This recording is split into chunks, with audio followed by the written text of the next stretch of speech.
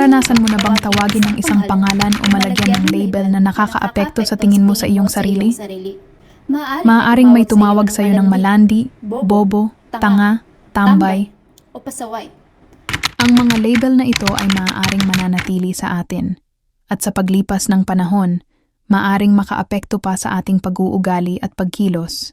Ano nga ba ang labeling theory? Pinagmulan ng teorya.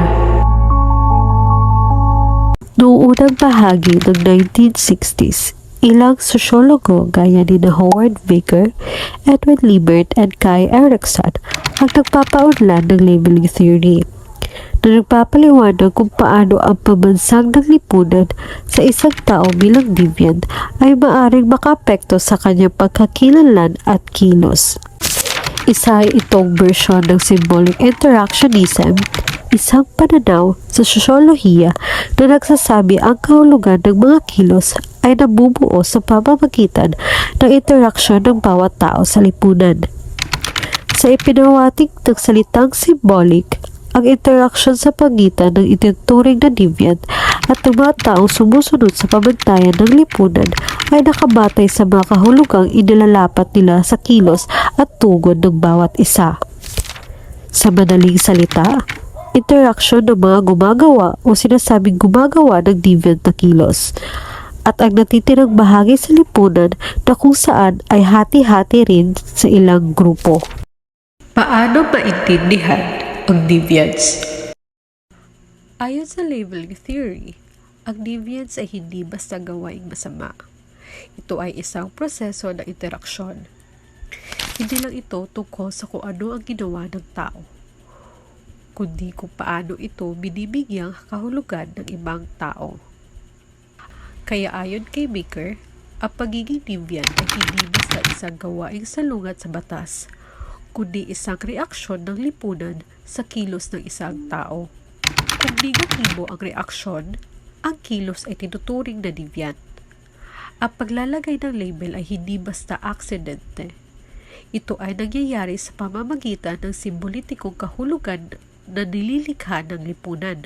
Halimbawa ng label, ang mga kriminal, mga juvenile delinquent, mga adik sa droga, mga taong may kondisyon sa pag-iisip, at mga prostitute. Sino ang naglalagay ng label?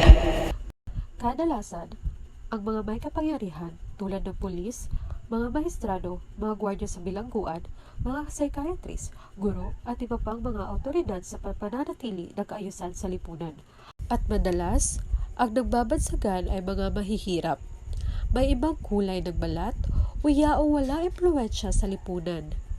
Ayon kay Baker, ang kapangyarihang ito ng paglalagay ng label ay may malaking epekto sa tadhana ng isang tao. Epekto ng label. Ayon kay Edwin Liebert, ang primary deviance ay ang unang paglabag. Isang maliit na pagkilos na kadalasan ay hindi pa tinatanggap ng tao bilang mali o bahagi ng kanyang pagkakakilanlan. Ngunit, kapag paulit-ulit kang binansagan o pinaratangan, maaaring matanggap mo na ang label na iyon. Ito ang tinatawag na secondary deviance, kung saan inuulit at tinatanggap ng tao ang pag-uugaling tinutulan ng lipunan. Kaya ayon kay Frank Tannenbaum, Ang isang batang gumagawa ng maliit na kalokohan ay maaaring ituring na delinkwente hanggang sa yakapin niya ang bagong pagkakakilanlan bilang masama. Sa kabuuan, ipinapakita ng labeling theory kung paanong ang mga simpleng salita o label ay maaaring makaimpluwensya sa pagbuo ng pagkatao, pagkilos at kinabukasan ng isang tao. Kaya't sa susunod na may makita tayong taong tinatawag na masama o delinkwente, tanungin natin ang ating sarili.